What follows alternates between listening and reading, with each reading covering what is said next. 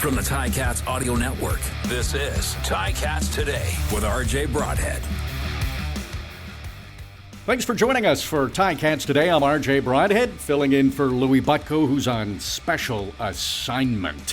Louie will be back next week. I'll be around tomorrow as well for Ticats Today. So it is Wednesday, October the 5th, and the biggest game of the season is coming up on Friday for the Tiger Cats and for the Rough Riders, for that matter. Huge implications in that one for the playoffs, and it's in the East Division. The Riders cannot qualify for the playoffs in the West Division. They have to try to cross over. And at one point this season, it looked like there would be a crossover for sure. But that is definitely in doubt. The Riders had a 4-1 start. They've gone 2-8 since, including 4 straight losses. And the Tiger Cats are within 4 points of the Rough Riders. And they do have a game in hand. So that game on Friday, 7:30 at Tim Hortons Field. You will want to be here. If you can't be at Tim Hortons Field, of course, listen on the Ticats Audio Network. Myself, RJ Boradhead, and Luke Tasker will have the call. So much riding on this game as the Tiger Cats are trying to finish third. There's an outside shot they could get to second in the East Division, but they'd need a lot of help from other teams playing Montreal, and it is a little bit unlikely, but the best bet is to avoid the crossover and finish third in the East Division. So pretty exciting. Tiger Cats have 4 games remaining, a 4-10 record, so it has not been a great season, but that doesn't matter now. These final 4 games, if the Tiger Cats have found and figured out what they need to figure out, they will be just fine. They will make the playoffs. They can win their final 4 games, and it doesn't matter what Saskatchewan does. The Tiger Cats will be in the playoffs. Riders have to outright have more points than that third-place team in the East Division, and the Riders only have 3 games remaining. So, again, this game on Friday between the Riders and Tiger Cats, just so impressed by the schedule makers. There's so much riding on that one, and it's going to be a cooler evening. Still not bad for October, but we'll definitely update you on the weather as Friday comes closer. Tiger Cats fans, it's time to ride on our strength. From now until October 13th, purchase 4 eligible Hercules passenger or light truck tires to receive a $100 Ticats rewards card and be entered to win our road trip sweepstakes. Available at participating Active Green and Ross Ontario locations or visit HerculesTires.com/AGR rewards. Coming up on Ticats Today, we will talk to Andy Fantuz. A brief television appearance on TSN. Of course, Andy spent 6 years with the Rough Riders, spent 6 years with the Hamilton Tiger Cats, so he's very familiar with the pressure playing in both cities. But we'll talk to Andy about the pressure the Riders are under of potentially missing the playoffs as Grey Cup hosts. That would be very difficult for that franchise to digest. So much riding on the game for the Riders, too. So it will have a playoff atmosphere at Tim Hortons Field. Cannot wait for that game. We'll hear from Coach O as the game approaches. At practice today, there were a few players that had been on the injured list practicing. It looks optimistic. We can't get any final word until the depth charts are released tomorrow, so we will definitely have those injuries updates for you on Ticats Today tomorrow, which is Thursday. We're going to hear from Mason Bennet. The Saskatchewan Rough Riders have allowed the most quarterback sacks this season. So you know that Mason Bennet, who's tied with Julian Hauser for the Tiger Cats quarterback sacks lead with 5, will be ready to go and try to get after Cody Fajardo and add to those sack totals and really limit the Saskatchewan offense. So we will hear from Mason. We'll hear from Wes Hills, who was the Ticats Audio Network player of the game in the last game for the Tiger Cats. The running back really seems to have found his groove with the Tiger Cats. He loves to have contact. It takes more than one player to bring him down, and Wes, extremely entertaining. So that's all coming up today on Ticats Today. Let's hear from Coach O. Hey, let's just start with that midfield. Win was written in tape. Yeah. I guess the message is clear. Message is clear. Oddly enough, around here we create an environment where people are empowered. The video person can write a message on his board, upstairs if you walk through. That was all from the equipment folks. That wasn't planned by a coach or anything. That's, we didn't have lines on the field today, which is not a big deal, but Justin, Dylan, and obviously Drew do a great job of getting us ready to practice, and they put a message out there. Sports is great because you never know. You played 14 games, and they don't mean a lot now. It's these last 4 games that mean everything. What have you learned from the previous 14? Well, that's probably a long show, but you learn lessons every week, right? And it doesn't matter win or lose, you take lessons with you.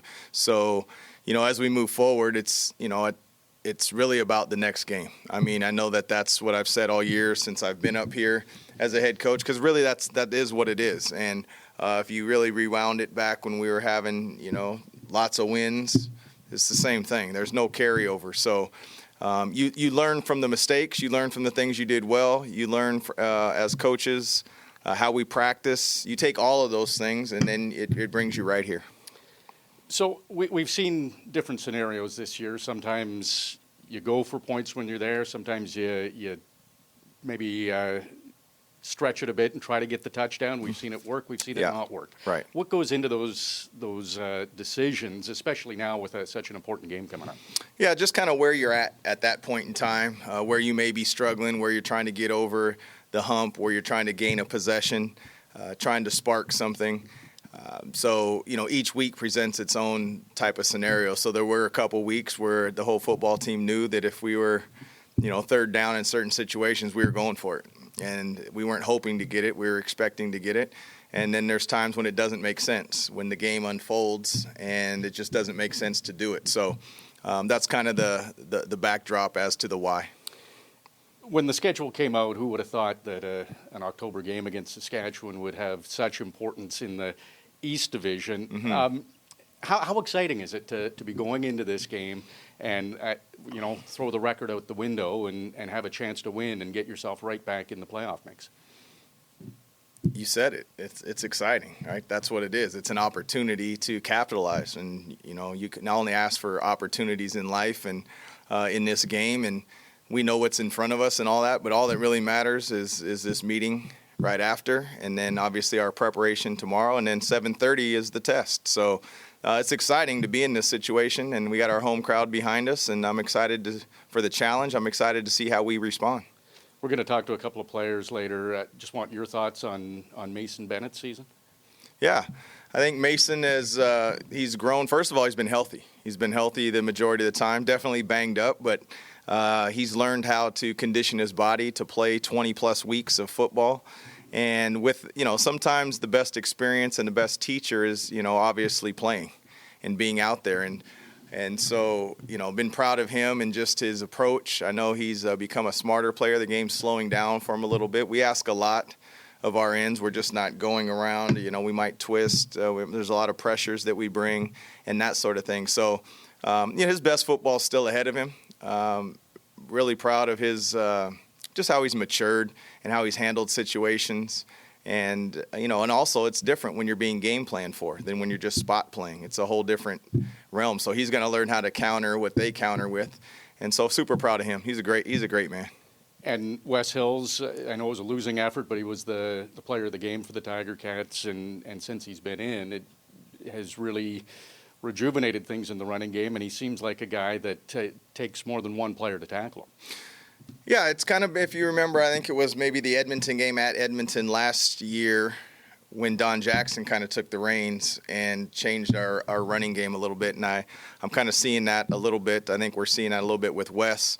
And, and the other thing is he's fresher, right? When you don't have a lot of miles, you're going to be a little bit fresher. Our O-line has changed a little bit. And I thought Don did an outstanding job for us up to a point. And sometimes you make changes, and so proud of Wes and where he's at, but we feel like we have two quality backs. The update on Dunbar wasn't there again today, right? No, Dunbar, another personal day for sure. Will he? Yeah, we'll release all that. If it's 80 that goes in for him, Mm-hmm. Which was happening today. Yeah. Talk a little bit about what he brings. I mean, he's sort of one of those guys that none of us know anything about. Yeah, so Terry's a guy that obviously we've had marked in the personnel department. And again, like I alluded to yesterday, you always have people targeted, but it's when they're willing to come up, their availability, and that sort of thing. And sometimes that's a process, and sometimes you hit on it. So, Terry's a guy we had bookmarked there, and he was willing to come up, and he brings a unique skill set. I think he's a great combination of fast and quick, natural catcher. And but he hasn't had any contact and not anything, no CFL experience. So if we have to go that way, looking forward to what he may bring. And Woods took returns again today. Is he going? Looks like he's feeling. I'm trying. Oh, Steve. Yeah, Woods is looking better. I said he's looking better. Again, we always wait till after to make the decision, and that's in all sincerity, because some people, when you're on the side running, it's a lot different than when you go through a whole practice and when you're cutting. And sometimes people just don't feel well. Indications are that he's feeling pretty good. We'll be able to slam that down after practice.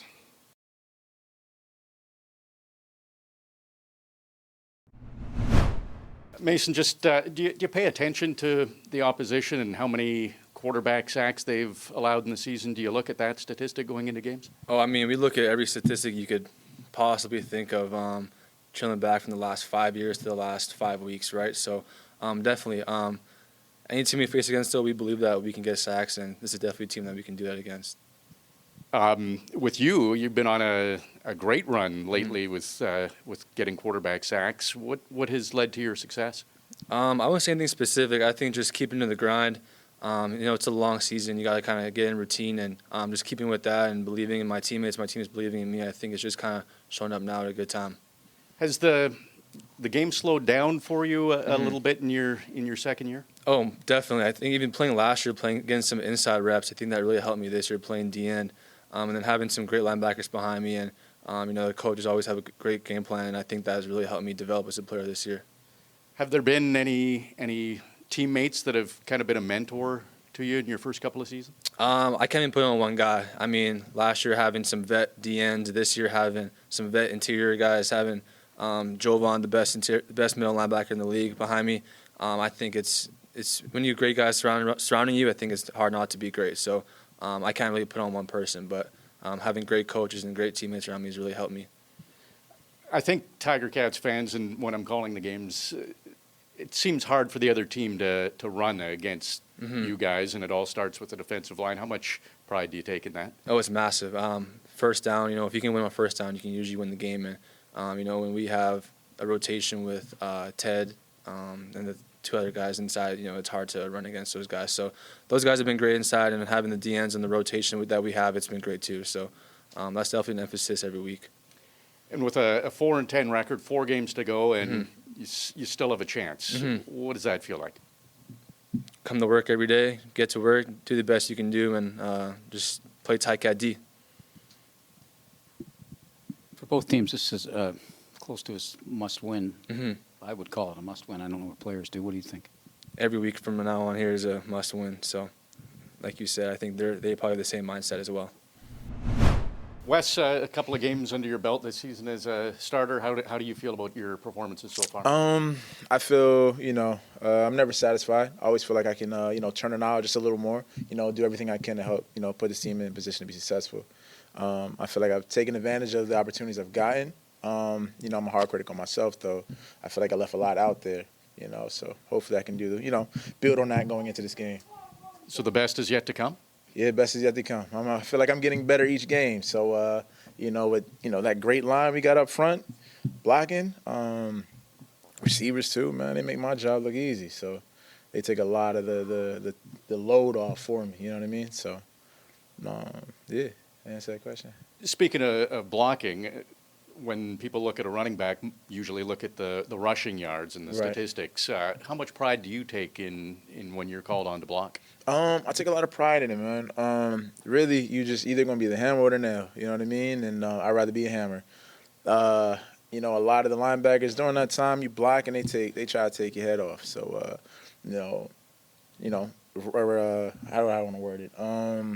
Mix it up a little bit. Be the hammer. Hit them a little bit. They can feel you all game. It's a long game. 4 quarters of nonstop hitting, running the ball, whether it's blocking. No linebacker, no defense wants to deal with that, And that's not only when you're blocking, right? When you have the football. Oh, yeah, when I'm running the ball, too. Whether it's running or blocking, I look at it the same way. I want to make sure you feel me every play. I want to make sure that, I'm here and you got to deal with me all game, Do you find that creates space as the game goes on? I think it does, man. I mean, you keep laying it on them, hitting them. They'll start second guessing before they blitzing off the edge or looping if they're stunning. They'll, oh man, this back is gonna hit me. I got to make sure I bring it, or I got to be weary of it. So that's what I want to bring to this team. That make sure that the quarterback know we're gonna be protected at all times.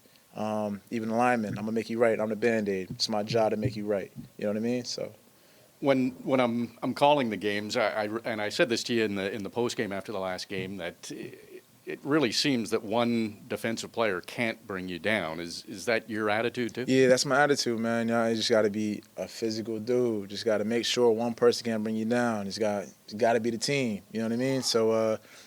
And that weighs on the defense, and they know one man's not going to bring you down. They got to bring help, over time. I'm going to break some big ones, you know what I mean? So just got to keep punching them in the mouth. So much riding on this game on Friday against the Riders. What are you feeling going into an important game like this? Sure. Honestly, the way I feel, I approach every game the same way. I just want to take your head off at the end of the day. I just want to go out there, be physical, play fast, play smart, do everything I can to help this team. This is going to be a big game for sure. The media's going to make it bigger than it need to be. But, yeah, man, we ready. At the end of the day, we ready to play. You ready to go. I say we because at the end of the day, I'm up here. I'm speaking, but I'm speaking for my team, behalf of my team. So, yeah, we're ready to go. We're ready to go. You ever use the word must win? Must win? Yeah. I'll use the word as a must have by any means. But, yeah, this is for sure a must-win game. We got to have it, like I just said, by any means. It doesn't matter how we get it done, how it looks. As long as you walk over with that dub, that's all that matters. What do you see in them? I mean, you watched the first game, I guess, and they got to 8 times on the sacks, which mercifully been a whole bunch better the last few weeks. Right. Really, they played a different team. Right, we have a lot of extra pieces that we added, that this organization has added and helped put us in position to be successful. I feel as though if they think that they're going to play the same team they played at Saskatchewan, they'll be rudely mistaken. You know what I mean? So, yeah. Having Lawrence back, does that Always. do anything for the other 24 guys, the guys that are Yeah, offensive he defense? he brings a whole different dynamic to the team, man. He's dynamic, whether it's just his play or just bringing that energy. You know what I mean? So it's great to have him back for sure. Joining me now is Andy Fantuz of the Ticats Audio Network, and a guy who is very familiar with these two teams, Saskatchewan, Hamilton. Andy, who makes this schedule? Game 15 of the season for the Tiger Cats. Who would have thought a Riders-Ticats game would have so much importance in the East Division? It's just crazy, and you have ties to both of these teams, so you might have some insight, right? Yeah, these both of these franchises and organizations are very close to my heart, and this game 4 years ago was the game I retired at. Of course, it played 6 years in for both teams, and it means a lot to me in many ways, I guess. And of course, like you said, for the East Division, it doesn't all come down to this, but it basically all comes down to this. I mean, we're going to see who wants it more. Both teams have been very fragile lately, I think is a nice way to say it. And it's hard to predict exactly what's going to happen, but you couldn't ask for a better setup for Friday night's game. Yeah, and that's a good point, Andy. It's hard to predict, and I think Ticats fans and probably Riders fans feel the same way. Is there's been good and there's been bad, and for Ticats coming off that Winnipeg game, I think the positivity was at an all-time high for this season, and then the tough loss following that. So, and now a bye week. And they seem to be pretty good out of bye weeks, but this is it. These final 4 games, there's the runway, you're at the end for the Tiger Cats. One of these teams is probably not going to make the playoffs. It would have to be pretty crazy for the Tiger Cats to catch Montreal for second place. But the Riders' only chance is through the East Division, and the Tiger Cats, it's looking like they have to eliminate that crossover. So to basically have a East versus West Division game in October that means so much for the playoffs. I'm excited. I'm pumped. It's one of these teams is probably not making the playoffs, and I think Friday goes a long way in deciding what team that's going to be, don't you? Yeah, it is a playoff game, even though there's still 3 weeks after this week remaining, which is crazy to think about. You talk about good and bad for the Cats. It almost feels like there's been more of the game time has been good this season. It's just when it goes bad, it's really bad, and they'll be good for 3 quarters, and then just have a 5-minute or 10-minute stretch that's really bad, and then all of a sudden they lose a game that seems like they were dominating or had a great chance to win, and that's happened over and over again. And you never want to say you should have won a game because your record is what it is, and you are what your record says you are. Those are famous words of famous coaches. So, unfortunately, both these teams are Saskatchewan's definitely on a downward slide. There's a lot of turmoil going on internally, I think, basically since the Marino situation. I think it was very strange, the way that all went down. It feels like, I'm not inside the locker room, but it feels like the league was putting pressure on the organization and they made reactive moves, which I think making a reactive move is never good to have trust amongst your peers and amongst your employees, in this sense, like your players. If you're going to say one thing and then react a different way, it could create some conflict. So, and now again, I'm just presuming, and you don't ever want to do that, but that's part of our job. It seems like they're a good team. I mean, we played them in week 1, and the Ticats and played them in week 1, and they're a solid team. They have a great defense. When Cody shows up, which hasn't been that often lately, they have they have a lot of weapons. So it's almost a shame for either of these teams not to make the playoffs, but the reality is that that's going to happen almost for sure. And so this is essentially a playoff game for the Ticats. Yeah, they come off the bye last time after a disappointing back-to-back with Toronto and a heartbreaking loss with Montreal before that. So a 3-game skid, go into the bye, come off, and just have the best game in recent memory, and then go to Montreal feeling all confident and not necessarily lay an egg, but just don't keep the pedal to the floor and have that killer instinct. And then on the flip side, like Montreal is really, really getting hot these days. So you got to give them credit, but Ticats had another reset, another bye week. So we'll see what it brings. I mean, we'll see what this team is made of. It's time. You'll talk about when is it a must win? Like, this is it. If you fall 3 games behind and you essentially have to win out and hope Saskatchewan loses out, that's not a position you want to be in. Yeah, that's probably the easiest way to explain it in the scenario if the Tiger Cats don't win on Friday. I know you love this stat about since the Ticats audio network has been in existence, the Tiger Cats have never lost a game after a bye week. We leave out the part it's 4 buys, but this will be the 5th one. But, why have all the details? It just sounds better. It sounds big. Why do you think they have success coming out of these buys over the past couple of seasons? Oh, that I don't know. Yeah. I really don't know. It's probably go ahead. It's probably one of those that's hard to explain. Like, nobody can figure out in the fourth quarter, the Tiger Cats have allowed double-digit points in all but 4 games this season. Wow. Why? You know, I go through the stats. I study it. I've watched the games, obviously. You watch the games.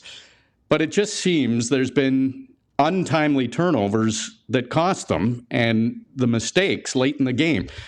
Yeah, it's like it's a lack of focus when the exhaustion comes in, and when you know, after halftime coming out and just really digging deep. And so I guess when they go into a bye week, you get refreshed and maybe you have a little more focus. But even in that Winnipeg game, there was a few series in a row that it seemed like it was slipping away.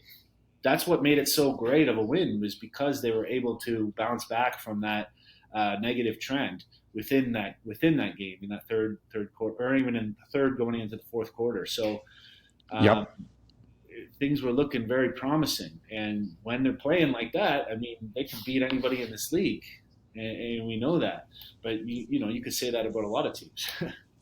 Yeah, well, it's a great point, because the Tiger Cats were up by 24 points on the Blue Bombers, and they closed the gap to 10 points, and it had that same feeling of some of the previous games. But you're right. Fortunately, the Tiger Cats were able to have a better fourth quarter. They have to have a better 4 quarters against the Riders. And you talked about the Riders struggling. They got off to a 4-1 start this season, and they've gone 2-8 since. 4 straight losses. I'm from Saskatchewan. You played in Saskatchewan. We know that the Riders are it in the province. Everybody loves the Riders. They're hosting a Grey Cup, and for them to not make the playoffs would be devastating for the organization and the fans. Just speak about, as a player with the Riders, the pressure that is on this team going into this final 3 games for them. Yeah, especially this year, right? Because the last 2 seasons, they were 1 play, 2 plays, maybe 3 plays away from being in the Grey Cup, beating Winnipeg, being in the Grey Cup, and who knows what would happen. So they come into this season with the highest of expectations, a lot of their roster returning, a ton of talent on paper, and bringing in some acquisitions too, and getting some guys healthy. And starting that fast, and it's just mind-boggling. And I tell you, it'd be tough to be in that city as a player if they lose this game or those don't make the playoffs. It's a crying shame. But you got to look at the Ticats in the same kind of breath. They back-to-back Grey Cup appearances, highest expectations, the favorites to win the East coming into the season. And so, but something's got to give, and it's really just unfortunate, because you'd love to see these 2 teams playing in the Grey Cup, to be honest. Yeah, exact. 2 of the best fan bases in the CFL, so it would be good, but it looks like only one of the 2 teams is going to make the playoffs, and it's kind of interesting because they've both had struggles, and when a team has struggles, you almost are walking on eggshells. You don't want the game to start going sideways, because it can snowball. So I guess the key is for one of these teams, let's say the Tiger Cats, Riders have lost 4 in a row. How do you eliminate the Riders' hope in the game? Yeah, you got to keep that foot on the gas. And I think that's where, you talk about the focus when things start sliding, and that's probably where you miss guys like Simone the most, and those vets who've kind of been through the grind. And not saying the Cats don't have these kind of guys, but now like Dylan Wynn's not going to be playing either. These are the main crew that sort of is that gel, and you can't really you like Kyle Wilson's playing great football. But I'm not sure how much of this he's bringing, and I don't even want to talk about Kyle, because he's doing a great job filling in. But I'm just saying, like, the leading tackler in Hamilton Tiger Cats history is out of the lineup. He's out of the lineup, and yeah, so you may just lose some of those intangibles that you can't really explain or quantify, but there's something not quite there, because I'm a big fan of Coach O and the way he manages and leads, and really he leads by example. Like, he's not just a talk the talk kind of guy. He carries himself in a way that there's no, I feel like you have to buy into it, because he lives it. And when someone is that genuine, and I truly believe that, like, I think he's the right guy. And so somewhere there's some dysfunction, and you could, on the other hand, you could easily say, oh, well, there's 10 games that 2 plays differently. The record would be a lot different. But I don't like going down that path too much. It's fortunately, it's not too late. Fortunately, they can still control it. But they got to win this game. They have to. Yeah. So we can call it the must win then. I'm willing to call it the must win. Yes. All right. I like it. Must win. And I guess you don't actually control it, because Saskatchewan could still beat Calgary a couple times and get there. But Tiger Cats could win. They'd have to win all their games. If the Tiger Cats win all their games, they're fine. But they've won 4 games this year. To win their final 4 would be great going into the playoffs. But you look at the odds, that would be tough. Yeah. So you still control it, but you don't want to be in that position. So this is a must win. You got to beat the team. Otherwise, I mean, even if you get there, you're not, you don't like your chances. Well, I shouldn't say that. All you got to do is make it to the dance. All you got to do is make That's it. right. Friday. Yeah, exactly. We'll see what Tiger Cats show up on Friday. That'll be the huge key. It can, we can throw those first 14 games out the window potentially if the Tiger Cats find their game at the right time. I want to bring up, you're a valuable member of the Ticats audio network. You went from TAN to TSN. I saw you on there, brief appearance, tall, good-looking Andy Fantuz, one of the best Canadian receivers, one of the best receivers in the CFL. And hey, looking good in the suit. Thanks, buddy. They make you wear a suit. Thank you. Yeah, I had an opportunity to go and kind of shadow in the studio the past weekend when the Ticats were on a bye. So I jumped all over it and just kind of did a lot of learning and asking questions to the panel and the crew there. So it was an awesome experience, and I'm really fortunate to have been able to do that. Had a lot of fun, and I didn't actually know I was going to get any airtime, so that was sort of by surprise. And good thing I did bring a suit just in case. Yeah, well, you're getting lots of experience with the Ticats Audio Network. Your football knowledge is great, and what I love about professional athletes who go to media. You get told something once, and you learn from it. You're coachable. Professional athletes are very coachable. Rarely is the same mistake, or can't say mistake, really, or maybe a rephrasing of words or whatever, forgetting to turn on your mic, little things that rarely happen after you do it once. So it's you're very coachable. I'm sure TSN will find that out, but we need you on Friday, Andy, and we're looking forward to hearing you on the pregame show and the postgame show with Bubba O'Neill. Well, RJ, you've been a great mentor for me. You're the GOAT, man. So I love working with you and the rest of the guys. So I can't wait. And let's hope for an exciting, thrilling game. And I wouldn't be surprised if it gets a little edgy out there. Trying to get under each other's skin, try to get some penalties or just some, I wouldn't be surprised to see some fighting within the sidelines of the team one way or another. So discipline is going to be a big one in this. And I'm not giving away one of my 3 keys. Don't worry. Got to tune into the pregame show for the Andy's 3 keys. Andy, thanks for doing this.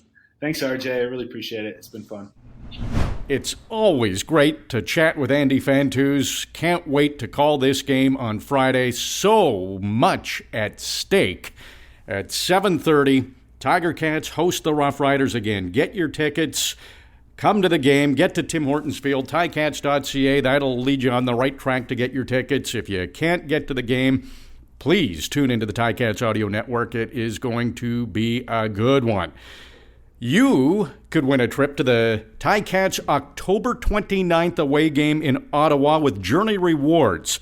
Simply hit ticats.ca/journey-rewards to enter to win 2 tickets on Via Rail, hotel and game tickets, plus a chance at other prizes, including an autographed Ticats jersey or $250 gift card to the Ticats shop. Go on the road with the Ticats to Ottawa with Journey Rewards. And that is the final road game of the season for the Tiger Cats. It could decide a playoff spot. There could be a lot on the line. So definitely take part in the Journey Rewards road trip. Okay, so coming up on Thursday on Ticats Today, going to talk about some statistics as far as the crossover is concerned and get a little more in-depth with the Riders and Tiger Cats game that comes up on Friday. We'll have some injury updates for you, so that'll be great as the depth charts will be released. I'll also have Ticats This Week with Luke Tasker, so we will tee up every little nuance of that game for you, so you're all set for Friday's game against the Saskatchewan Roughriders. The pregame show is at 6:30 Eastern Time on the Ticats Audio Network. That's with Andy Fantuz and Bubba O'Neill, and then Luke Tasker and I will have the call at 7:30 on Friday on the Ticats Audio Network. Thank you so much for listening to Ticats Today. Ticats Today can be heard every weekday, and we would like to hear from you. Email us at gameday@ticats.ca. Have a question or an opinion? We want to hear it. That's gameday@ticats.ca. Subscribe to the Ticats Audio Network on Spotify or wherever you get your podcasts.